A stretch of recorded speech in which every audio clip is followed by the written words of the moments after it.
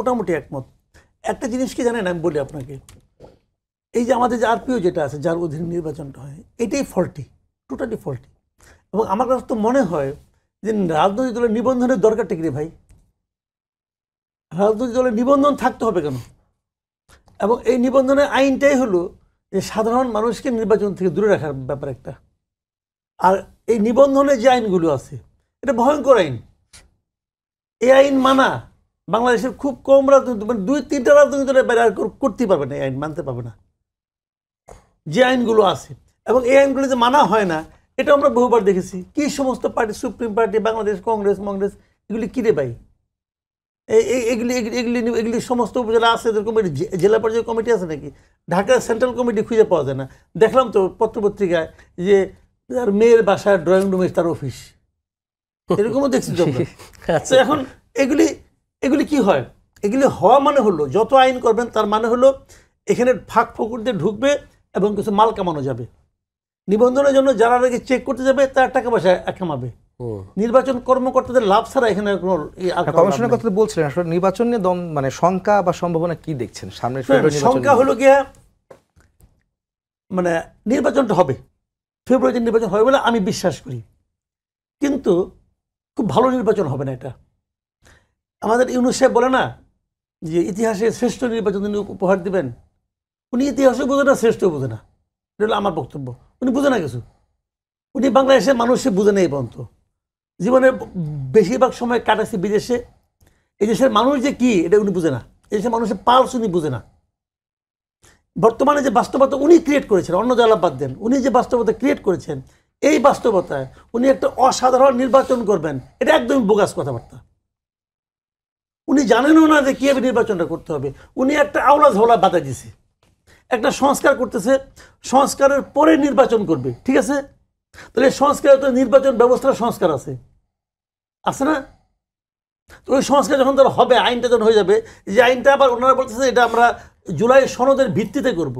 তো এই সংস্কার তো জুলাই সনদের পার্ট। যখন আপনি এটার ভিত্তিতে যখন আপনি নির্বাচন করবেন, তখন তো এই নির্বাচন কমিশনের এক্সিস্ট করবে না। কারণ এই নির্বাচন কমিশনকে এই সংস্কারের মধ্যে যে প্রক্রিয়া নির্বাচন কমিশন গঠনের কথা বলা হয়েছে, ওই প্রক্রিয়া হয়েছে নাকি? গঠিত হয়েছে? হয় নাই তো।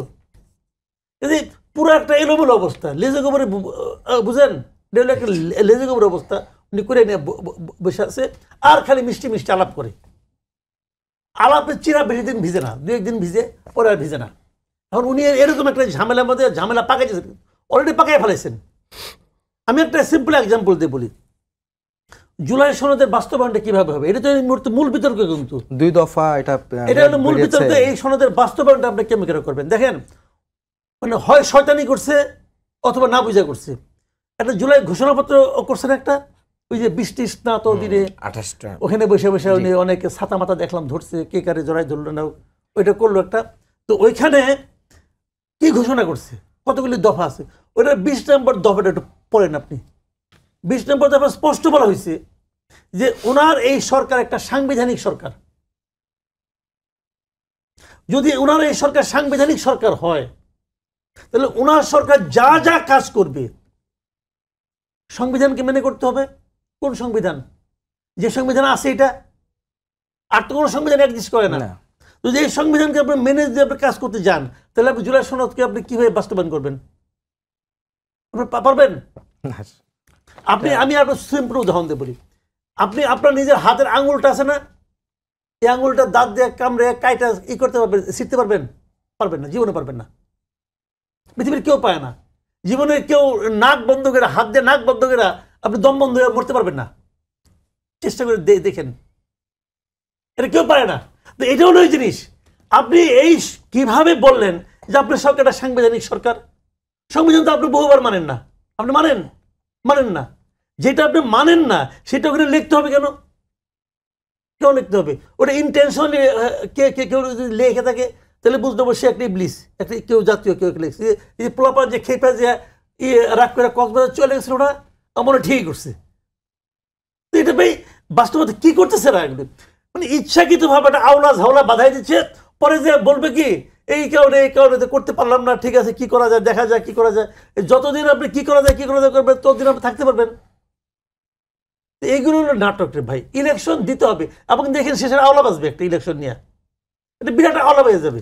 আচ্ছা, আপনাকে ধন্যবাদ। মানন সাহেব, ইত্যাদি উলণ্ঠিত হতে পারে এবং এখানে নিয়ে শঙ্কা প্রকাশ করা হয়েছে। আমি একটি কথা সুস্পষ্টভাবে বলতে চাই, সেটি হচ্ছে বাংলাদেশ জামাত ইসলামের সম্মানিত আমির ডাক্তার শফিকুর রহমান সহ আমাদের শীর্ষ নেতৃবৃন্দ সবসময় সরকার ঘোষিত সময়ে নির্বাচন হওয়ার ব্যাপারে পজিটিভলি কথা বলছেন এবং ফেব্রুয়ারিতে ঘোষিত যে নির্বাচন, এই নির্বাচনের সময়টাকেও স্বাগত জানিয়েছেন। আমরা এই ঘোষিত সময়ে নির্বাচন চাই। দিতে না পারি তাহলে এই ঐক্যমত্য হয়ে এতদিন ধরে আমাদের কাজ করে তার ফলাফলটা কি? তার ফলাফলটা তো কিছুই নাই। ইতিপূর্বে আমাদের যে অভিজ্ঞতা এদেশে রাজনীতিবিদদের কাছ থেকে আমরা যেটা দেখেছি যে 91-এর যে বিএনপি যখন ক্ষমতায় এসেছিল, তার আগে 90-তে যে গণ অভ্যুত্থান পরবর্তী যে ম্যান্ডেট এখানে বাস্তবায়ন করার কথা ছিল, তত্ত্বাবধায়ক সরকারের রূপরেখার কথা বলা হয়েছিল, কিন্তু বিএনপি সরকার এসে সেই তত্ত্বাবধায়ক সরকার কিন্তু দেশের জনগণকে দেয় নাই এবং গণ অভ্যুত্থানের স্পিরিট বাংলাদেশ ধারণ করতে ব্যর্থ হয়েছে, যার কারণে পরবর্তীতে 173 দিনের হরতাল হয়েছে, অবরোধ হয়েছে, বহু জানমালের ক্ষয়ক্ষতি হয়েছে। টোটাল বৈষম্যটাকে দূর করার জন্য দিয়েছে। বাংলাদেশের 54 বছরের ফেলে আসা যে রাজনৈতিক ত্রুটি বিচ্যুতি আছে, সেটাকে একটা সংস্কারের পূর্ণাঙ্গ জায়গায় নিয়ে যেতে চেয়েছে। কারণ এখন একটা নিরপেক্ষ সরকার ক্ষমতায় রয়েছে, কোনো দলীয় সরকার ক্ষমতায় নেই। তারা নিরপেক্ষভাবে যে কোনো আইন বা যে কোনো কাজটাকে সহজে করতে পারে এবং তারা যদি এটা করেন, জুলাই সনদের আইনি ভিত্তি দেন এবং এটার ভিত্তিতে যদি জাতীয় নির্বাচন হয়, তাহলে পরবর্তীতে যারাই ক্ষমতায় আসুক না কেন, তারা যদি এটার আইনি ভিত্তি যদি ডেনাই করে, তাহলে তাদের এখানে যে নির্বাচিত হয়েছে এই নির্বাচনটাও কি হবে, মানে প্রত্যাখ্যাত হবে। এর ঘরে নিয়ে বা নিজেরা মনে করতেছে যে তারাই ক্ষমতায় চলে যাচ্ছে। কে বলেছে যে আমি আপনি অন্য কেউ ক্ষমতায় চলে যাচ্ছি? এটা তো রেজাল্ট ঘোষণা করে দিচ্ছেন। এই রেজাল্ট ঘোষণা করার এখতিয়ার কারণ নাই। কাজেই বাংলাদেশের জনগণ যাদেরকে ক্ষমতায় দিবে তারাই ক্ষমতায় যাবে। এই রেজাল্টের মাধ্যম দিয়ে মূলত বাংলাদেশের টোটাল প্রশাসনকেও নিজেদের পক্ষে নিয়ে এসে একটা একতরফা নির্বাচনের যে চিন্তা চলছে, এটা বাংলাদেশের জনগণ রুখে দেবে, এটা হতে দিবে না। এবং সিইসিউ যেভাবে একটা দলের লেজুর ভিত্তি করতেছে, এটাও বাংলাদেশের মানুষের কাছে এখন প্রশ্নবিদ্ধ হয়ে যাচ্ছে। এটাতে আমাদের কাছে মনে হচ্ছে যে এই নির্বাচন কমিশন আসলে সাংবিধানিক প্রতিষ্ঠানের মতো যে নিরপেক্ষতা, এটা তারা রাখতে পারছে না। কি কেন বলছে এই কথা? কারণ হচ্ছে যে এই যে শাপলা নিয়ে যে তারা সর্বশেষ যেটা করলো, প্রথমত আমাদেরকে নিবন্ধন পাওয়ার ক্ষেত্রে নির্বাচন কমিশন যথেষ্ট পরিমাণ চেষ্টা করেছে যেন আমাদের কোনো না কোনো দোষ ধরা যায়, কিন্তু আমাদের যেহেতু আমরা তাদের সমস্ত ক্রাইটেরিয়া, আমরা কিন্তু পুরনো যে আরপিও, যেটাকে সবাই বলেছে যে কালা কানুন, সেই আরপিওতেই কিন্তু আরপিওর অধীনেই যে শর্তগুলো, এগুলো মিট আপ করেই কিন্তু আমরা মানে নিবন্ধনটা পাচ্ছি।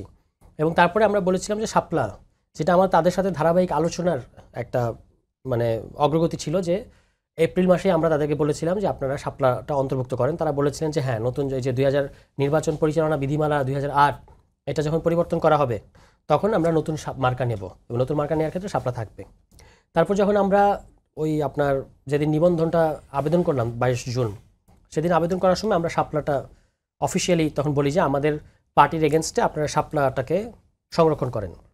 এবং এটা মিডিয়ার মাধ্যমে, সোশ্যাল মিডিয়ার মাধ্যমে নানাভাবে এটা সবাই জেনে গেছে। এবং পরবর্তীতে আমাদের জুলাই মাসে জুলাই পদযাত্রা, সেখানে আপনার সারা দেশ থেকে যারা এসেছে তারা সবাই কিন্তু এই শাপলা ফুলটা নিয়ে এসেছে। মানে শাপলার সাথে আমাদের একটা এরকম একটা ন্যাচারাল বা অর্গানিক সম্পর্ক তৈরি হয়ে গেছিলো।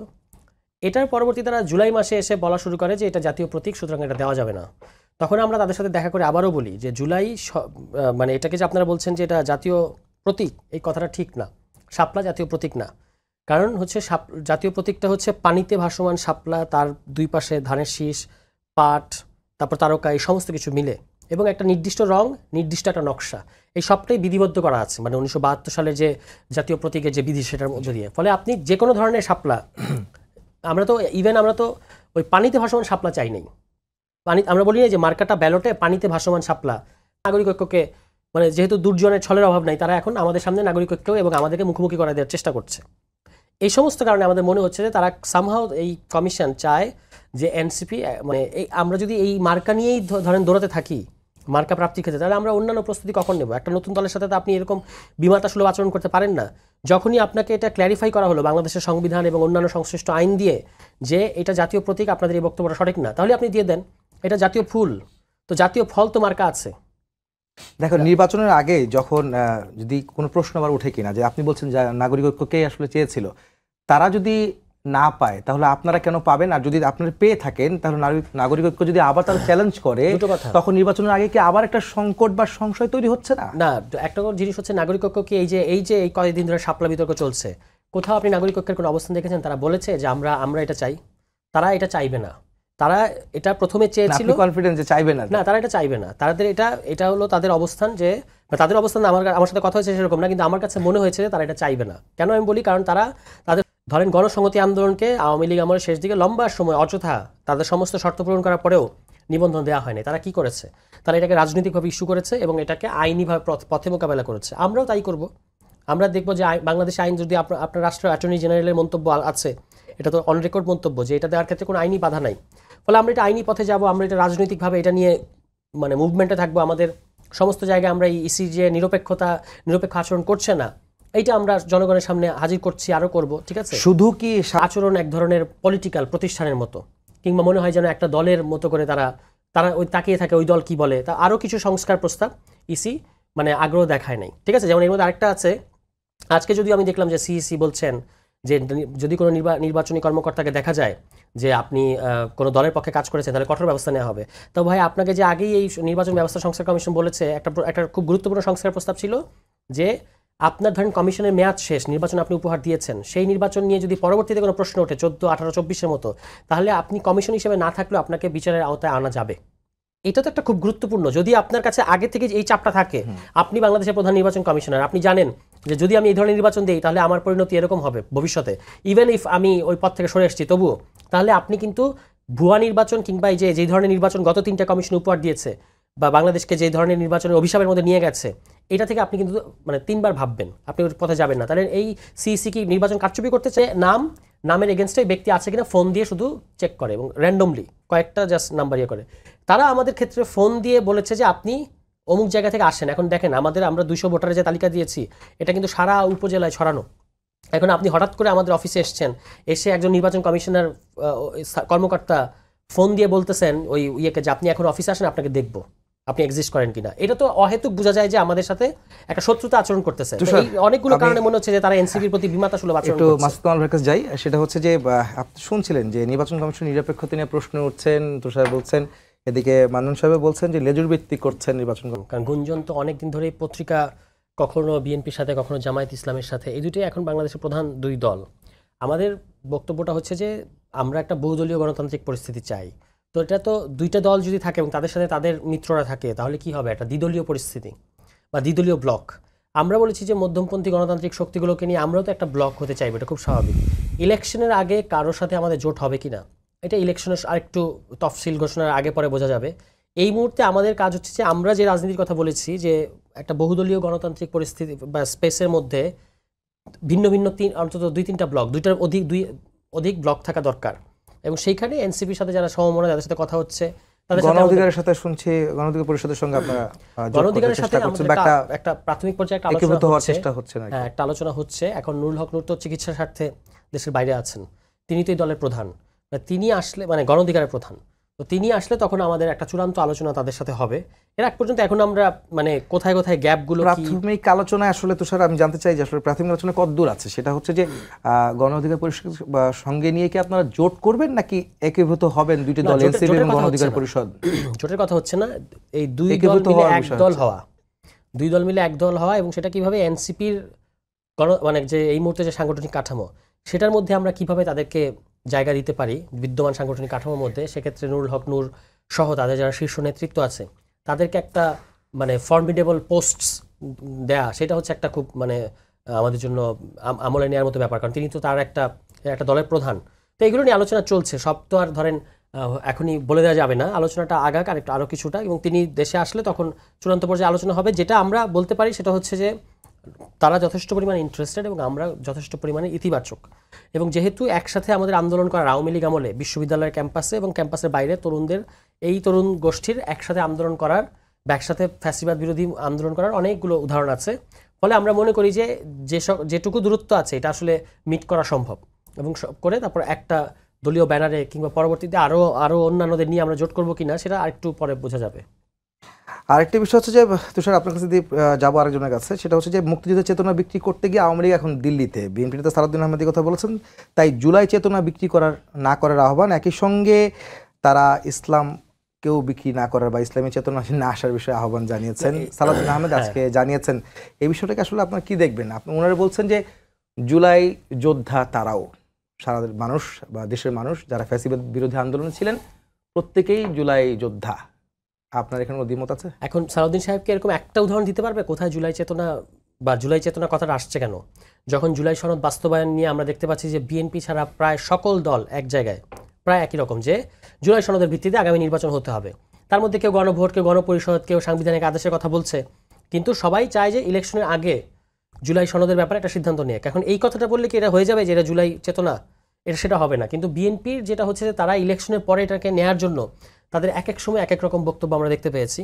আমরা বরং উল্টো দেখেছি যে আওয়ামী লীগের মতো স্বাধীনতার পক্ষের শক্তি, বিপক্ষের শক্তি, রাজাকার, এই কথাগুলো কিন্তু বিএনপির তরফ থেকেই, যে হুইচ ইজ আনফর্চুনেট, এটা বিএনপি সবচেয়ে বেশি বলেছে। বিএনপি এটার ভিকটিম ছিল 15 বছর, মানে বিএনপিকে তো রাজাকার বানিয়ে দিয়েছিল না, কিন্তু সেই বিএনপি এখন ওই আওয়ামী লীগের মতো, বরং আমরা বলবো যে বিএনপি চেতনা ব্যবসাটা সবচেয়ে বেশি করেছে এই 5 আগস্টের পরে, যেটা করা দরকার ছিল না।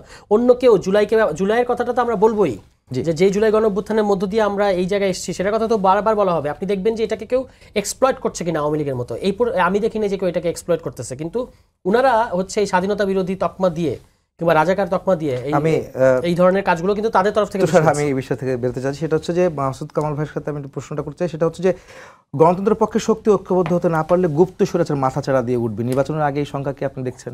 অবশ্যই এটা নিয়ে অনেক আলোচনা হচ্ছে। দেখেন, গণতন্ত্রের পক্ষের শক্তি একত্রিত হওয়া এগুলি তো এগুলোকে মনে করেন, যদি শুনেন, যদি দুনিয়ার সমস্ত লোক ভালো হয়ে যেত তাহলে থানা পুলিশ লাগতো না, ঠিক কিনা বলেন? ঠিক না? এগুলি তো বেশ সত্য কথা, চিরন্তন সত্য কথা। সবাই যদি যার যার ধর্ম মেনে চলতো, পৃথিবীর আপনি একটা ধর্ম দেখাতে পারবেন না যে ধর্মে চুরি চামারি অন্যের ধন লুণ্ঠন করতে বলে। সবাই যদি ধার্মিক হয়ে যেত তাহলে দুনিয়াটা শান্তির দুনিয়া হইতো। হয় বাদ দেন অন্য ধর্ম, ইসলাম ধর্ম, সবাই যদি কোরআনটা ঠিক মতো মাইনা চলতো তাহলে তো আর কিছুই লাগে না রে ভাই। মানে না তো এইগুলো হলো ধরেন কি, এগুলি বইয়ের কথা।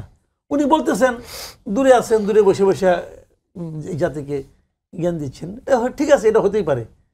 আমি তো ওনাকে রিকোয়েস্ট করবো, প্রায় প্লিজ ভাই দেশে একটু আসেন, দেখেন আমরা কিভাবে আছি, দেখেন আমাদের প্রবলেমটা কি, তারপরে আপনি কথা বলেন। আপনি কাকে বলছেন এই কথাগুলো? আমি ওনাকেই বলি, এটা তো তারেক রহমান সাহেব বলছেন, তো আমি ওনাকে জিজ্ঞাসা করি উনি এই কথাটা কাকে বলছেন? ওনার দলের নেতাকর্মীদের বলছেন যারা সারা দেশে হাজার হাজার মামলার বাদী, উনি কি তাদেরকে বলছেন? শুনেন, আপনি হিংসা দিয়ে কখনো অহিংস সমাজ কায়েম করতে পারবেন না। এটা ওনার দল করতেছে, থামাতে পারছেন? উনি খালি কিছু বলবে যে আমি তো 7,000 লোককে বহিষ্কার করছি। এতে যখন কাজ হয় নাই তখন বুঝেন এইটা তাহলে সিস্টেম না, তাহলে এই সিস্টেমের সমস্যার সমাধান হবে না। হচ্ছে কি ভাই, আমার কাছে সময় একেবারে শেষ পর্যায়ে, আমি লাস্ট প্রশ্নটা করতে চাই আপনাকে দিয়েই। সেটা হচ্ছে যে হঠাৎ করে শোনা যাচ্ছে যে আসলে আওয়ামী লীগকে পুনর্বাসনের চেষ্টা করা হচ্ছে, অনেকে আওয়ামী লীগের ভোট টানার চেষ্টা করছে নির্বাচনের মধ্যে। হঠাৎ করে আওয়ামী লীগ কেন প্রাসঙ্গিক হলো আজকের বাস্তবতায়? শোনেন, আগামী নির্বাচনে আওয়ামী লীগ খুব প্রাসঙ্গিক হবে। আগামী নির্বাচনে ব্যালটে নৌকা মার্কা থাকবে কিনা আমি জানি না, এখন মধ্যে যে নমুনা দেখতেছি থাকবে না, কিন্তু আপনি মানবেন আওয়ামী লীগই নির্ধারণ করবে আগামী নির্বাচনে কে জিতবে কে হারবে। এই কারণে যে আওয়ামী লীগের যে ভোট ঘোষণা, আওয়ামী লীগের যত একদম প্রত্যন্ত অঞ্চলে একটা সাধারণ লোক আছে যে সারা জীবনে নৌকা মার্কা ছাড়া অন্য কোনো মার্কে ভোট দেয় নাই, এরকম লোকের সঙ্গে এই দেশে